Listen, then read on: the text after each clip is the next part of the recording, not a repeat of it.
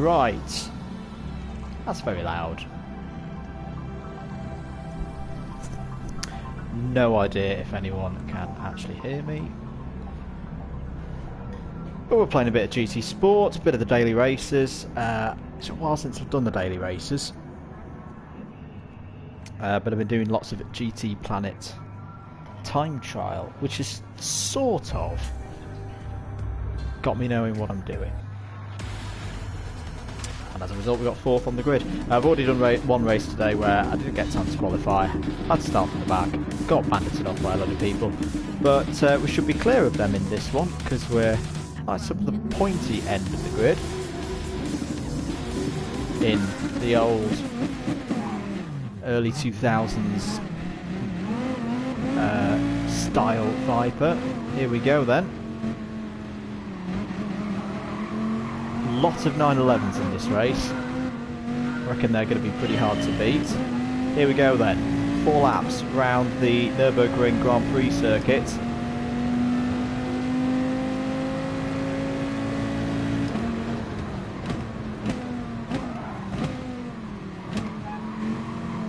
And we've got around the first corner without being fired off. Well, that was unexpected.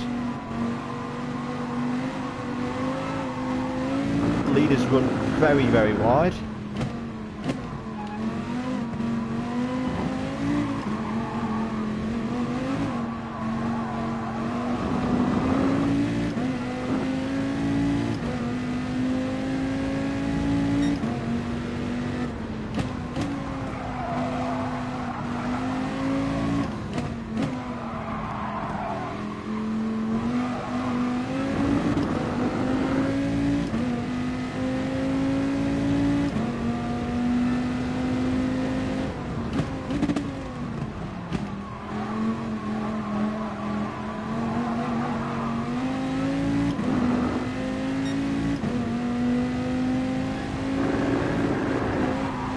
Oh, third's got that very wrong. He's off. Goodbye.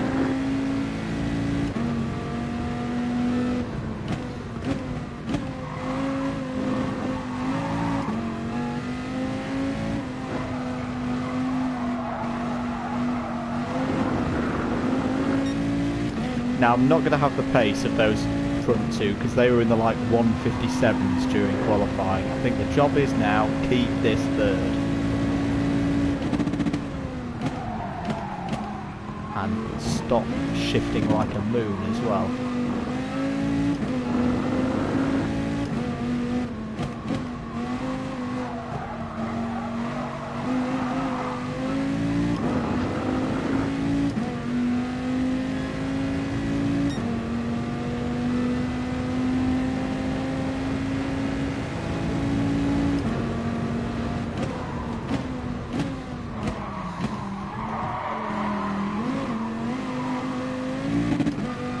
Pretty tardy.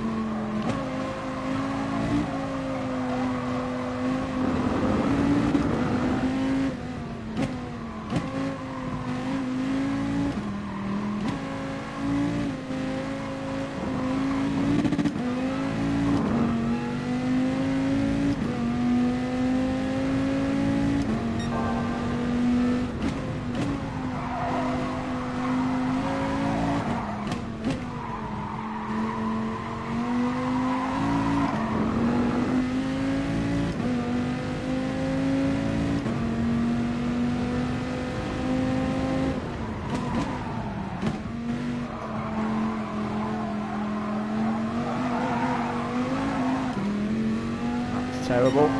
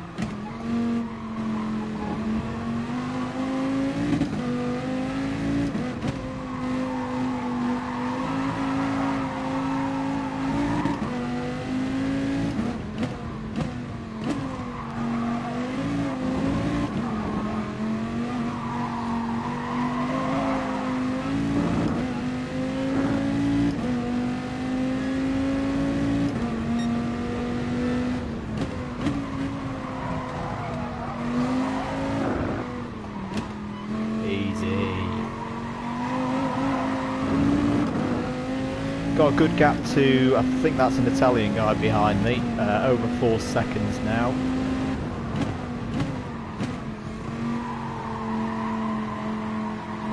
That's a terrible attempt at the hairpin.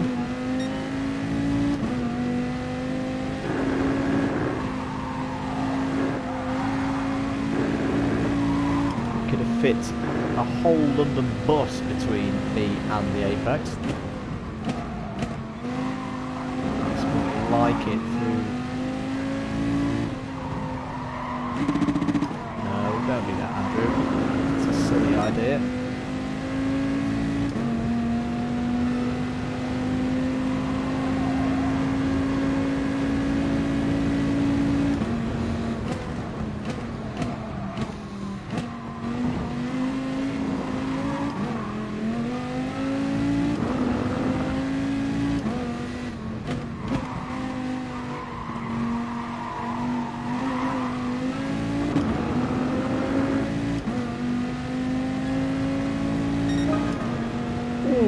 Nearly broke the 2-minute barrier there.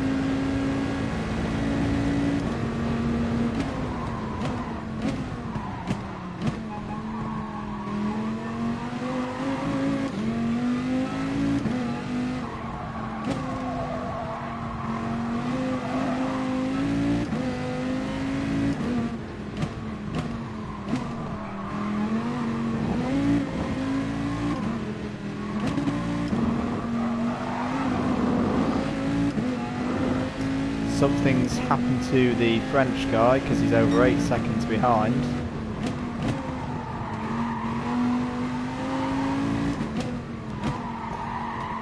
Despite me being almost a second slow down my PB in Sector 1.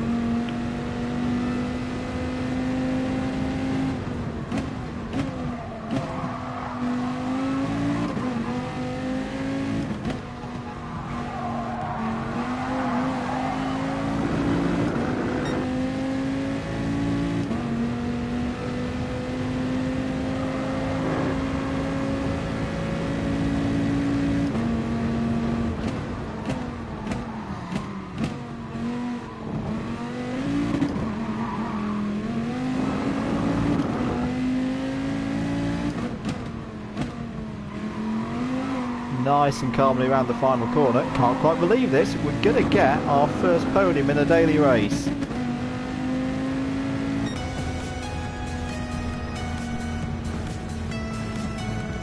Clean race. I think that's the first time I've had a fully clean race on GT Sport. That's what happens when you qualify well.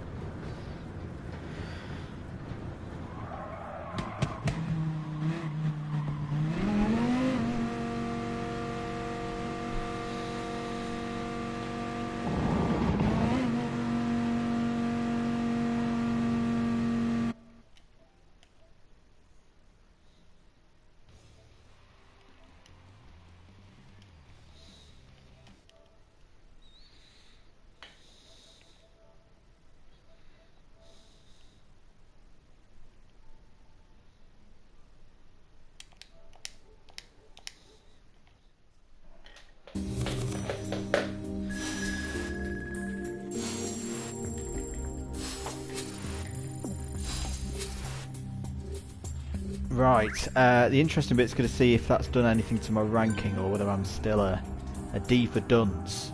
I think I'm still going to be a D for dunce, aren't I? Fastest lap, as I say, was 2:01. There was one other guy who was quicker than me. I'll take that. That was a well-run race there. Not the most exciting, but sometimes that's what you want. Right, I'm probably going to wrap it up there. That's been a couple of races that I've done this evening. There are going to be more of these as we go through. I need to, in fact, I tell you what we're going to do. We're going to do, whilst we're online, we're going to sign up for a brand. And there's only really one choice that I've got to take, really, because I do work for them.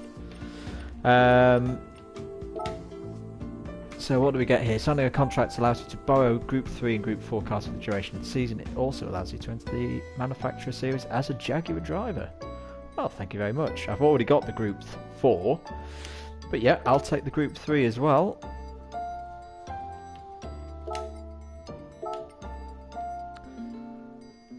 And yeah, that's the one I've not got so far, so we'll have some of that.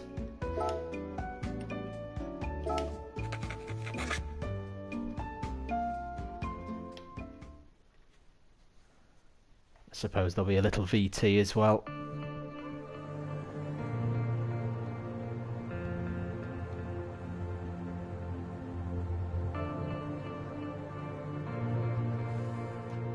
It's quite interesting. Autosport today has shown off that there's going to be a GT4, a customer GT4 racing effort in the British GT Championship next year with the F-Type. If I'm being honest, we should have done it ages ago.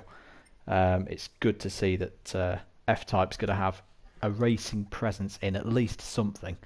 It's not GTE, it's not what I want, which is just racing back at Le Mans, but I'll keep putting that in the suggestion box. To be honest, I've not looked at the championship at all. Ooh, what was that new in the VW section? Apologies. Oh, is it just the... Oh, it's just a camper van. Oh, okay, yeah, I'll be honest, I'm not really interested in that. I'm not really interested in driving a boat.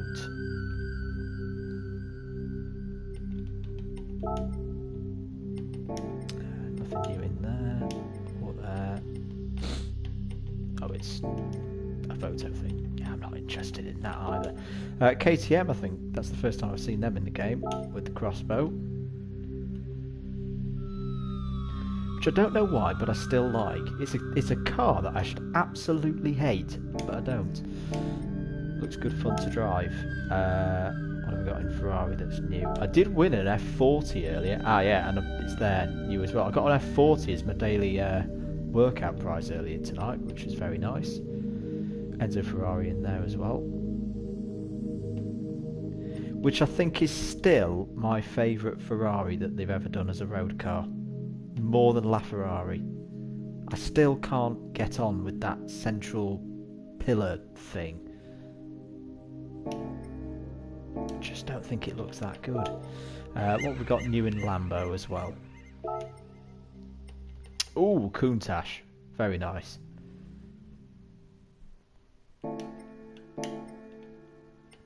What else is new? Asia Pacific. What's new in Mazda? I think this is going to be the RX-7, which I've not had a look at yet. It is indeed. This would have been the other choice as a manufacturer driver contract within the game, considering I drive one of the elder siblings of this, not the ND. Don't actually like the ND. I still think a Mazda MX-5 should look like the happiest car in the world. It doesn't sit right with me that looks quite angry. Nissan, I don't know why I'm looking in here, because I still don't like what they did with this car and how they ended the project, because it was just a marketing scheme. I do wonder how that car would have run if it had been given some proper backing. But it's good to start seeing that the game is starting to grow now. Although I don't know why that's in there. Could do with some more tracks, but I do wonder, are they working on the tracks to get them that extra level of authenticity that the FIA I think is requiring? Would not surprise me, considering that over Christmas they had the big three, the big Le Mans 3 coming, so you've got the Toyota, the Porsche and the Audi in there. Would not surprise me in June, or in the lead up to Le Mans, if there's a load of additional content and they put Circuit de la Sarthe into the game. Anyway, right, I've had my little chat and rant. I'm going to sign off for tonight, and we'll see you guys quite soon.